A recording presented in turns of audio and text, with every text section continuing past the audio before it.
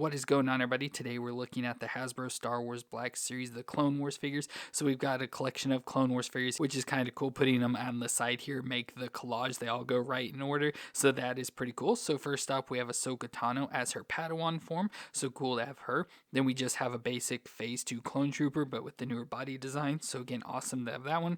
Then we get a MagnaGuard. So the first time getting those, and it looks pretty cool. Of course, it's a droid with the thinner body, so a little bit of issues going on there. And then we get another ARC Trooper for the 501st of 5, so awesome to get him. And finally, we have Vizsla, so we get one of the bad Mandalorians, so awesome to have him. And he's the only one in this wave that went back to the windowed packaging, so we can see the figure there. The rest are all windowless packaging, so I thought it'd be cool to show them here in the mural side of the box. So very cool to have all these figures. I'm excited about a lot of these, so let me go and get these open out of the box and we'll take a look at them together. And we're going to start off with Ahsoka in her Padawan form. So this was more specifically from the Clone Wars seasons 3 through 5, where they updated her design, made her, I'd say, look more adult. She's not wearing like the tube top that she was like from her first introduction for the first few seasons. So I like this design much better. But she's a Force-sensitive Togretta discovered by Plo Koon and brought into the Jedi Order, where at age 14 she was assigned by Yoda to become the Padawan of Anakin Skywalker and learn on the battlefield of the Clone Wars. And overall, I think she looks really good. Ahsoka's always one of my favorite characters, especially with all the new stuff we've gotten lately, and I love her from the Clone Wars, so getting her in this form is really cool. I somewhat doubt we'll ever get her in that other form just because her outfit's, a little bit too revealing for her being such a young age, so we'll probably never get that, which is perfectly fine with me, but it is cool to get at least this design, so it kind of signifies that younger age and the Padawan-ness of her. But overall, she looks very good. So of course, I've mentioned in the past with videos, if you've seen, Togrettas are one of my favorite species, at least Shakti is my favorite Jedi, so having Ahsoka here as well with the Togretta head tails is really cool. So she's got the spikes up top and the head tails or Leku coming down, which are really cool with the white and like grayish blue design that look really nice. And they also have her headdress piece here, so with the gold like design headdress there as well that goes up with the chain that comes down where she has her Padawan braid there in the back, which is really cool. And then outfit wise, she just has this deep maroon outfit, so this like shirt or dress piece that comes up even around the neck. It's hard to see, but she does even have like a piece of jewelry around her neck, of course showing some of her chest there, and then bare arms, but she does have these straps on each side which look pretty cool, all the way down to the wrappings that are around her hand. And of course with her species, she does have some orange skin, so you see the orange through there, and then has a belt around the waist with nice bell crossing like X design around there with a pocket on the back and a nice piece hanging down in pink, so nice floral design on that.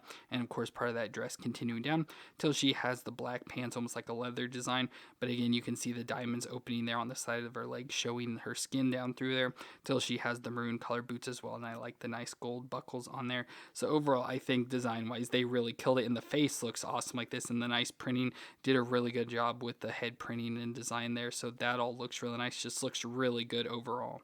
But we'll do her movements, so her head probably won't move too much because of the head tails, so you can just see a little side to side and then a little bit back and forth, so pretty much nothing, so head's kind of pointless there. The shoulders only come up that far, so if you can see, you don't even see any of the joint on the shoulder, so it can only go up about 45 there, which kind of stinks. So it shouldn't really have any issues for like posing and stuff, but it's just kind of weird that it only goes out that far. But then it also has the butterfly joint, so it moves back and forth and can rotate around. We get the single elbow joint that bends to 90 with the rotation, and then the wrist will twist all the way around and has the hinge up and down for that hand.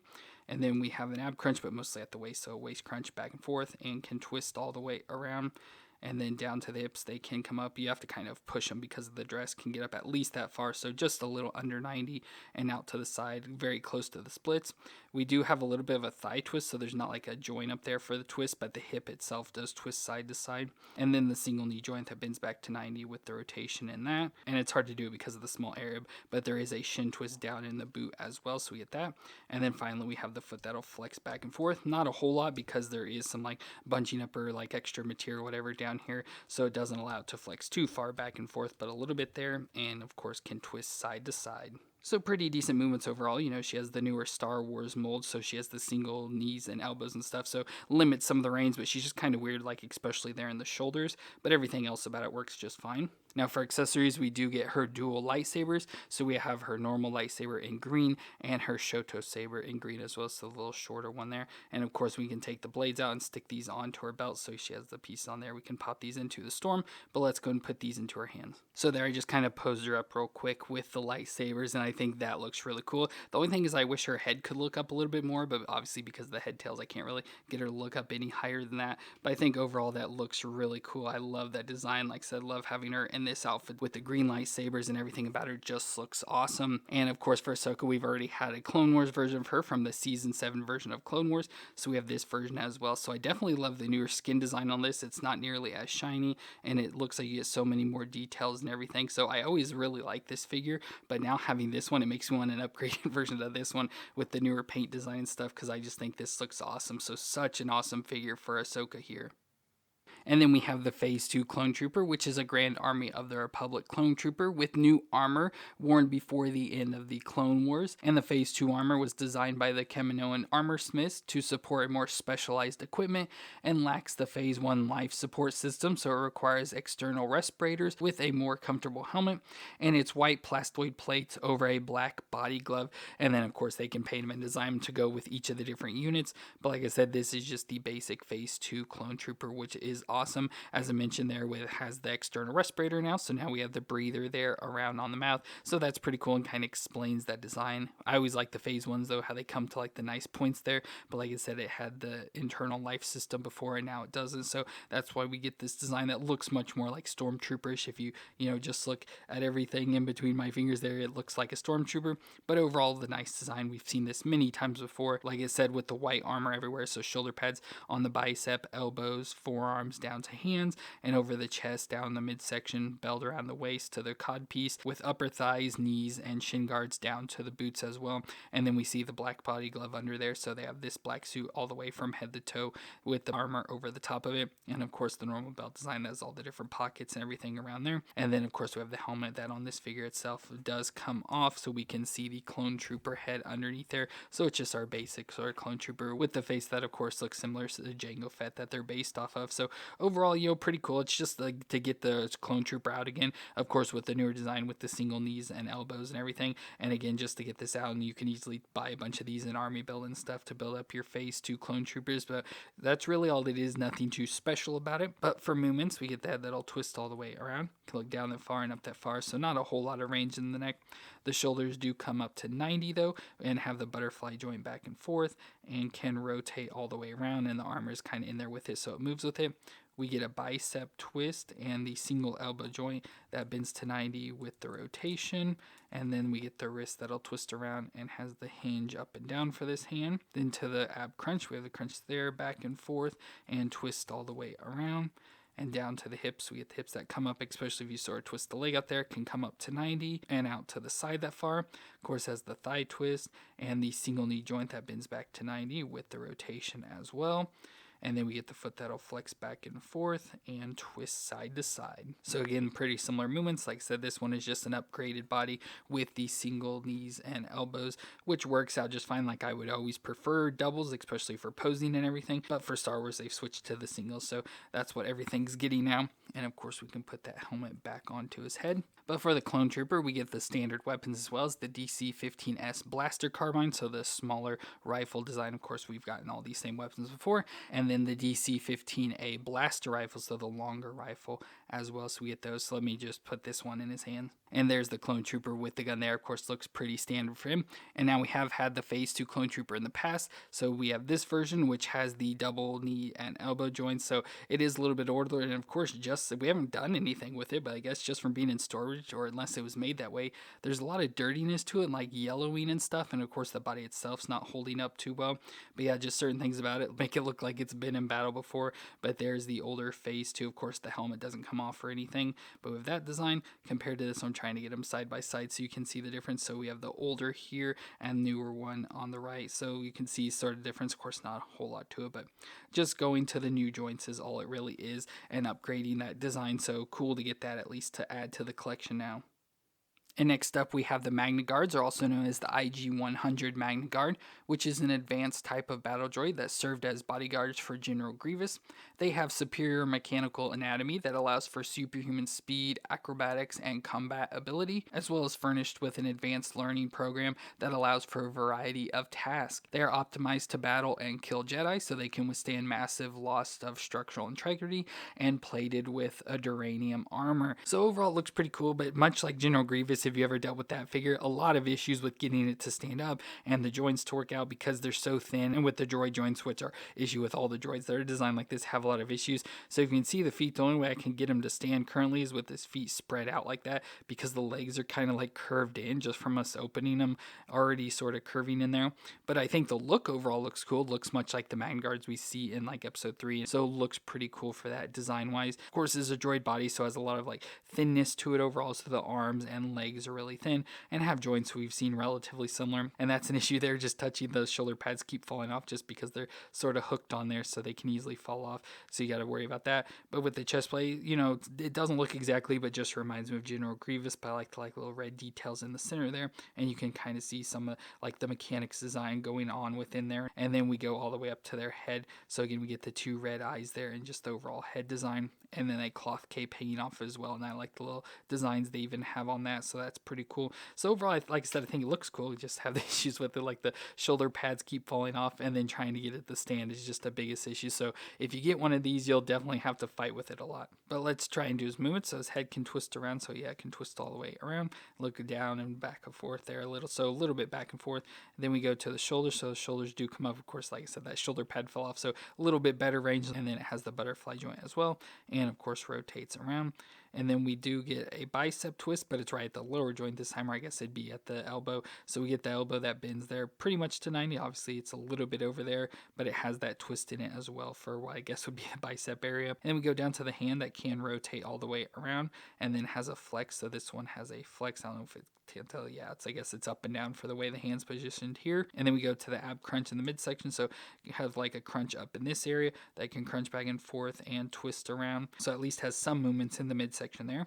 Then down to the hips can come up and, you know, pretty much go up as high as you want, and it can go back as well, and then it can go out to the side, so there's a little bit of movement back and forth there, which also allows kind of like a thigh twist for it. And then we go down to the knee that has the knee joint back that can bend both back and forth there, but can go at least that far to the back and then that far forward as well. And then we go down to the foot that can flex back and forth and twist side to side. So again, a lot of issues, like not issues with like the movements, just trying to find the movements, get the joints to move properly and in a way to be able to get it to work and function, like for posability, and even heck just to get it to stand is a little bit difficult here. And then of course also fighting with this cape that's sort of around it as well, and also trying to, you know, keep it looking decent on top of him. So as I said, this figure just causes you to fight with it a lot just to try and make it look decent.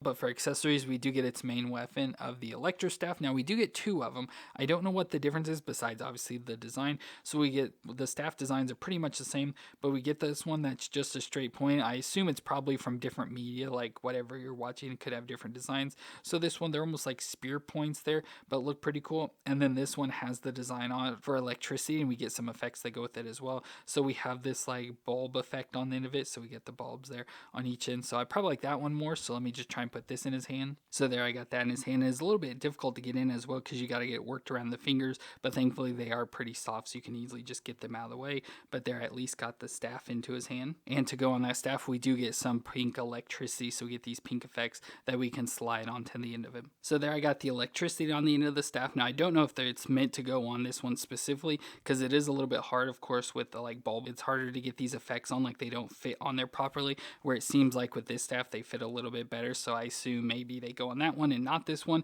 but then again, I don't know what the difference is or like why it should really matter. But as long as it looks decent, which I think it does there, of course it's hard to see in the camera, but I think that looks pretty cool, having the electric effects there. And of course the staff has the electricity, as well as made out of a material that's lightsaber resistant, so they can easily fight against Jedi, which is pretty cool. Like I said, now again, I'm having issues getting it to stand up, so I think he looks really cool. Like I said, just a lot of issues, and fighting with it is going to be really annoying, but as I said, they are bodyguards for General Grievous. So like General Grievous is too tall to even fit in the camera. So we can put them with General Grievous. So of course you can buy at least 2 of them to kind of make them guards there to go along with General Grievous, which, as I said, with the MagnaGuard, the Grievous itself had a lot of issues. So going to be a lot of issue trying to get them posed up together. But I think they look pretty cool there side by side, having General Grievous along with his MagnaGuards, which is a cool looking figure. Love the design and everything. Just wish they could have executed the body design and movements and everything a little bit better on this. And next up, we've got ARC Trooper 5s, which is CT-5555, so now you know why he's called 5s. He's an advanced recon commando of the Grand Army of the Republic, and after graduating training, Domino Squad was assigned to the Rishi Moon, where they were attacked by the Separatists, resulting in only 5s and Echo surviving, and those 2 were then invited to join the 501st, where they were eventually promoted to ARC Troopers by Captain Rex. So of course we have seen this figure multiple times before, especially 2 other times specifically, and you'll see those later, but with it being 5's design this time, so it has just a few minor changes, but we've seen this overall body before with the 501st Blue design on the ARC Trooper body, so it looks pretty decent. So of course we have the helmet, the specific helmet design for 5's, where he's got the blue on the fin, which I like how that's kind of like a carryover from the Phase 1 Clone Troopers, but into the Phase 2 with the mouth breather and everything, but has this little bit design on the front with the blue and like little red designs there. Of course the rangefinder or antenna there on the side, and we can take his helmet off to see his face there. So there we have 5, so he's got a little 5 printing, and then pretty much has the same hair design as we saw in that last Clone Trooper, just has a bit of a goatee there on his chin, and then the rest, like I said, will look pretty much the same. So he's got the big shoulder pads there in the gray design with some pockets there on the front, and again some blue of the 501st with the lines running down the arms, and of course across the chest there. A nice backpack piece on there. Of course, the white armor everywhere else, and we get the normal armor that, again, we get with most Clone Troopers. Then he's got the belt at the waist with the pockets that are coming down with the holsters and the comms there, so we get the cloth material hanging down, again, with the 501st Blue design. Of course, this is all more specifically designed. When I bring in the others, you'll see the differences there. And then the leggings going down to get to the blue knee pads and blue on the boots there, all the way down to the white feet. So overall, looks pretty cool. It obviously looks similar and pretty close to the other ones, but they just, have minor changes to differentiate between the different Clone Troopers. But for movements, the head will twist all the way around. You can look down that far and up that far, so getting very little movements. The shoulders do come up to 90 with the butterfly joint back and forth. Now it feels like his shoulder pad is attached onto him, so just got to be careful lifting it up there. And then it, of course, can rotate around as well. We get the single elbow joint that can bend to 90 with rotation, and the wrist will twist all the way around and has the hinge up and down. Then we go to the ab crunch, so in the chest again, so crunch back and forth there and twist all the way around. And then down to the hips can come up. I'm trying to force it. That's as far as I can currently get. Of course, you can obviously twist it out to get it up higher, but with the comma around his waist, it's kind of hard to get any more than that. And of course, the leg can come out a little there as well and has the thigh twist up in there. Then we get the single knee joint back to 90 with the rotation, and the foot flex back and forth and twist side to side. So although he's built a little bit different than that other Clone Trooper, has pretty much the same movements. The only thing I've really noticed difference is that he doesn't have the bicep twist. So that's really the only difference between these figures, and then of course the additional armor that they have on for the ARC Troopers. But overall looks decent, and we can put his helmet back on him now. Now accessory-wise, all we get is the DC-17 blaster. So we get the 2 little blasters there that we can obviously put into the holsters, but let's go put him in his hands for now. So there's 5s with the guns, again looking really cool there. But as I mentioned, we have had other versions, so let's go and bring them in. So of course we have Echo, again a member of the Domino Squad that survived with him and they joined the 501st. And then we have Jesse, which is the more recent one that we've gotten. So there we have those together. And of course Commander Rex, so commander of the 501st, that should have a similar design. I'm surprised they haven't given us Rex in more of one of these bodies with his design, because I'm sure that won't be long, but very cool to have all 4 of these now together. And our final figure today is Vizsla, which is a male Mandalorian warrior that was the leader of the terrorist organization of the Death Watch. He served as the governor of the Moon Concordia under Duchess Satine Kryze, while he secretly organized the Death Watch to overthrow the government and would form alliances to get Egg to conquer Mandalore. And this would include the Confederacy of Independent Systems, or the CIS, aka the Separatists, or Darth Maul as part of the Shadow Collective cartel. And all this finally led to him becoming the Prime Minister of Mandalore, Mandalore, but was short-lived as he turned on Darth Maul, and so that caused a feud between the two, and the two would duel for the throne, resulting in Vizsla's death. So he finally got in the power and didn't live very long to have it. But overall, looks pretty decent. You know, has the Mandalorian armor that we've seen before. Of course, we've seen this pretty much all exact same body design, obviously with a little different details that you'll see, but with like the past Mandalorian figures, especially from the Clone Wars. But with it being specifically pre-Vizsla, we do have his face here, so we have like his more shaved head and his bearded design with the scar on his face that I tried looking up where he got it. I don't think they ever showed it in the show, but it's like, you know, believe that he got it from Count Dooku because it said like they had it falling out and he then had the scar after that. So pretty nasty looking scar there on his face. And then we have his Mandalorian armor, so armor chestplate there with part of the design for the Shriek-Hawk symbol, which is a symbol of his clan. So he has that, whatever it's supposed to be there, hard to really tell, but they're in the blue on the armor with the gray body glove everywhere else. Of course, has the van braces with the tubing running up to the body for the jetpack, and of course has the flamethrower designs and rockets and all that sort of stuff on there. Belt around the waist with some pockets, and then thigh holsters as well to hold his guns. Body glove design down the legs to the shiny silver knee pads and silver sin guards as well, all the way down to the boots. And of course, I hate this design because with the feet you can only bend them so far, and of course with putting the jetpack on, it makes him top heavy, so he always falls down, so it needs to be leaned forward more, but you can't because of the foot design. So I always hate the design of these figures because they make it hard to get the figures to stand up. But for movements, we get the head that'll twist all the way around, look down that far and up that far, so pretty decent movements there. Of course, he does have a hinge piece in there, so that's what makes it all move so well. Then we get the shoulders that come up to 90 and can rotate around. We get the single elbow joint, which I know his joints on these are all twisted around. I think I'm all straightened out, but I can only get it to bend that far just because of the design. I'm not sure if something's going on with that there. Maybe if I twist it to the side, it'd work out. Can get it at least to bend that far, so not too much, but obviously don't need it a whole lot. With the wrist that'll twist around and has the hinge back and forth for this hand. Then for the ab crunch, probably mostly closer to the waist here, can crunch back and forth a little and twist around. Then we get the hips that come up to 90 and out to the side, thigh twist around, the double knee joint that's going to be a little stiff on him, unfortunately, but can bend up that far, so you can tell it's an older figure because he's got the double knee joints, so he can kick his butt. And then we go down to the foot that flexes back and forth and can twist side to side. So he moves okay, has some issues in places. It's nice to have like the double knee joint, as I've said, because it gave him better range, and the hinge in the neck gives for better movements, but everything else doesn't work out as well as I've said. But accessory wise, of course, we do get his Mandalorian helmet, so we get his helmet that again has another logo for the Shriek-Hawk design on it, and then has antennas built in as well. So I love the tall antennas there on the side of his head of his Mandalorian helmet. So we get that we can slide on, fits on there nice and snug, so it looks pretty cool. I always love those horns on the side. We of course also get his jetpack, so we have his jetpack design, which looks pretty cool. It looks like, to me, it's always like higher tech just because it looks like it's got buttons and stuff.